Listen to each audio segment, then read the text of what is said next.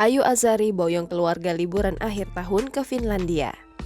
Artis senior Ayu Azari mengajak anak-anaknya berlibur akhir tahun ke Finlandia. Seperti napak tilas, di tahun 2016 lalu Ayu Azari pernah tinggal kota kecil di Finlandia bernama Nokiakana. Dalam liburannya kali ini pun mengajak anak-anaknya ke tempat masa kecilnya. Di unggahan akun media sosialnya, Ayu terlihat menikmati jalanan bersalju di Finlandia bersama anak-anaknya. Ayu Azari bersama anak-anaknya yakni Isabel Trump, Maryam Nur Al-Iman, dan suaminya Lennon Trump silaturahmi ke nenek Maryam Nur Al-Iman. Ayu sempat menyampaikan harapannya agar putra tercintanya, Sean, bisa melanjutkan sekolah di Yaman. Kakak dari Rahma dan Sarah Azari itu mengucapkan selamat tahun baru dan juga Natal untuk yang merayakan.